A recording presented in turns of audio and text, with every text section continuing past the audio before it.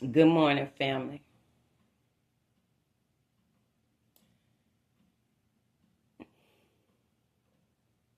I just wanted to drop a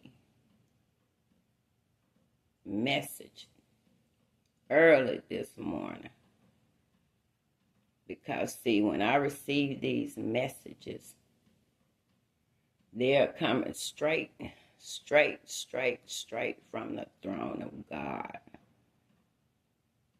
I'm talking about straight from the throne, okay?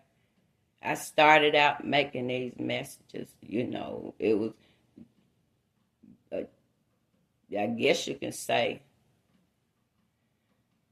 an assignment, I guess you could say. And Holy Spirit is wanting me to talk about and cover his story, the true story. You see, he wanted me to go all the way back, go to Revelation. See, because that's the end. See, that's the end of the book. That's the end of the book. Ain't nowhere else to go after that. See, and then when you read the last book of the Bible, it tells you, it shows you that God has shown up and that the new Jerusalem has been built. It ain't under construction. That thing has already been built. The new Jerusalem, you see, he not going back over there to the other Jerusalem. Come on, that's been corrupt. Come on, somebody. Come on. The land of God has been cursed. He's cursed that land already. This land all over the world, north, south, east, and west. Come on, let me tell you. I'm going to say it again. Bring it up to 2024. Come on, the west coast. Come on, the east coast. Come on, somebody. The south, the Bible talks about, the enemy is in the south. That's what he say. Come on, if a tree falls and it falls south, you don't want that tree to fall south because it may fall on you. Come on now. That's not the right direction right there. See, you know why? Because God is found in the north. You see? You see that? God is found in the north. Let me tell you something. Every time I get ready to find me a place of residence, come on, the Holy Spirit say, you got to move north. Come on, wherever you move, it's got to be north. Come on, somebody, because that's where I am. That's where my energy is flowing in the north. You see what I'm saying? So I tell you right now, you really need to check the location where you're living right now.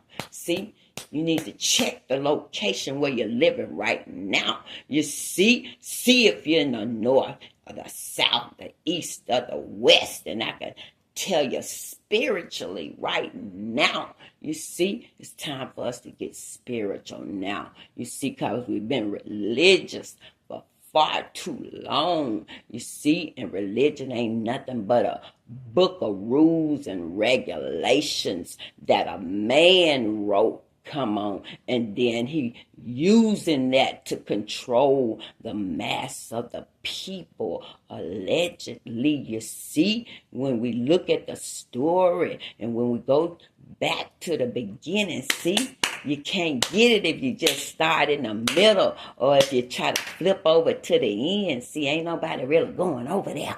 You see, that's what our problem is. Because everybody was afraid to go over to Revelation. You know why? Because they know when they go over there, that's where it's wrapping up at. See, that's why they don't want to go over there. You see, that's why they wouldn't go over there. And I told y'all, I asked people again and again and again and again when I got to the point where I could talk to a pastor and I ain't got to get no appointment and all that. See, I worked my way from the bottom to the top. See, I worked my way from the bottom Sunday school, and when I finished, I was up in the office. See, I was up in the office with the pastor working. You see what I'm saying? Accepting my orders to do my duties. Do you see what I'm saying? But by that time, I'm able to go to the meetings now. You see where everybody hair let down and we can talk about the ministry and talk about the different departments and all this and what needs strengthening and what we can get rid of and all this type of stuff. But let me tell you, some of the conversations that went on in the meetings, come on, I dare not let out. But I tell you what, I was sitting up in there and I was saying, God, this is not you. Come on, somebody.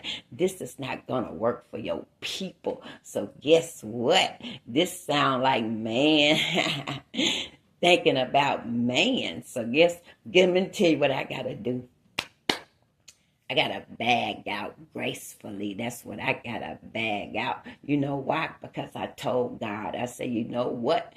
You know what? You know what? Come on. I don't know everything. But one thing that I do know, that I will not bow down and serve no man. Come on, somebody. If that's what this is all about, oh, I got to go. Come on, somebody. And I've been running ever since. Come on. I've been running ever since. You better know. Because see, when I started out with this word. You better know I started out reading it and devouring it myself. And what you don't know, I started out with a good pastor. Come on, when I was a little bitty girl. So he showed me how to read that word. And then he was preaching the fire power of God every Sunday morning. And I'm talking about preaching it to the point that a child can understand. That's what the Bible says. Suffer not little children. He say, bid them not to come unto me. Come on, somebody.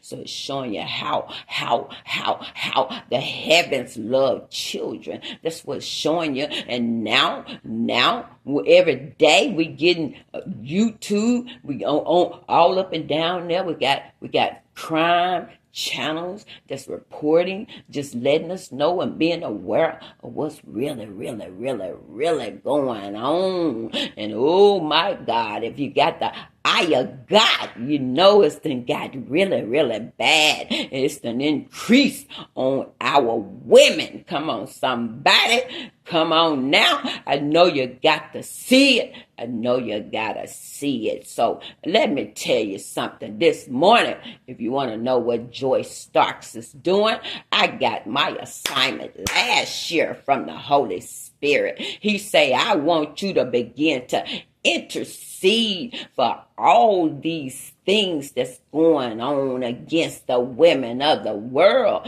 Come on, somebody. Somebody got to care. Somebody cared about you one day. Somebody cared about me. Come on, my mama and my grandma. I could tell you who it is. When they saw me clutched in the bowels of the devil. Come on. My mama and my grandma said, oh no, you won't have her. No, you won't. Come on, somebody. And my mama was snatching on one side and my grandma was snatching on the other side. Come on. The cares of the world. When I walked out as a young teenager, didn't know where I was going and what I was doing. Come on, had to grow up too fast. Come on, being a teenage mother. You tell me something. You tell me something ain't wrong with that. And I'm like Iyanla Vanzant. I had to figure it out. That's what I had to do. I had to figure it out. I had to figure it out, because all of a sudden now I got a whole child that's depending on me. And guess what? Let me tell you, on this day, just like my mama protected me. Let me tell y'all something. Every mother out there, come on, every auntie, come on, every big sis out there, come on, let me tell you something. I wasn't privileged enough to have all that. But let me tell you something. God let me go through some things, and let me tell you something. I'm sitting here right now, and I'm ready to be whoever needed to be. Come on, if you need a mother, come on. If you need the advice and the counsel of a mother, I'm here for you. Come on, somebody. If you need a big auntie, I'm here for you. Come on, that's something I never really had the privilege of, to really bond with them. You see what I'm saying? I got to know them, but I didn't get to really bond with them because that wasn't my mama. You see what I'm saying? The only person I bonded with was my grandmother. You better know. You better know who loved me with all her heart, her soul, and her mind. You better know. It wasn't with words. It wasn't with words. It wasn't with words. It wasn't with words. My grandma watched over me like an eagle. Come on, somebody. She knew that I was special of God. She knew it. I didn't know it. I didn't know it. I didn't know it. I felt just like a little child, like everybody else. But guess what? I knew within, I knew inside that I was different. I always knew I was different. I didn't know how, and I didn't know why. And I didn't know why I was being treated the way I was being treated as a child. But let me tell you something. If you check the record of the most greatest important man and woman, if you check their record, if you go home with them, and if you sit down and let them tell you their story, I guarantee you it won't be one that you think it's gonna be. Come on, somebody. I'm leaving out today. This is just a snippet. This is just a snippet, just a snippet, just a snippet. I'm leaving out today, but I want you to know. I want you to know when God get ready to use somebody.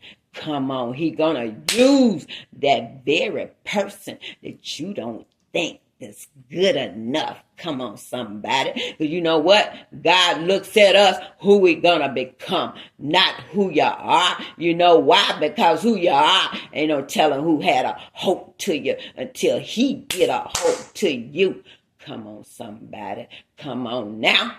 Come on now. I remember my grandma talking in my ears. And I remember my mama giving me wise counsel. Come on. And they've been gone. They've been gone over 30 years now. But you better believe that every word that I'm hearing that was right.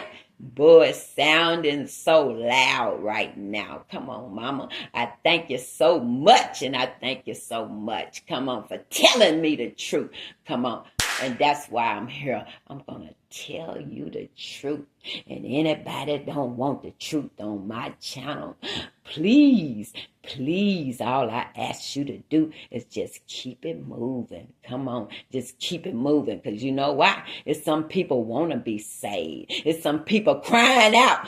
God says some people crying out. He say some blood is coming up. Come on, somebody. Some blood is coming up. It's crying up to him and asking him to do something about it. Come on, if you search the record, that's what the Bible say. The blood of those that been taken on tragically. And you think it's all right. And you think they resting in peace.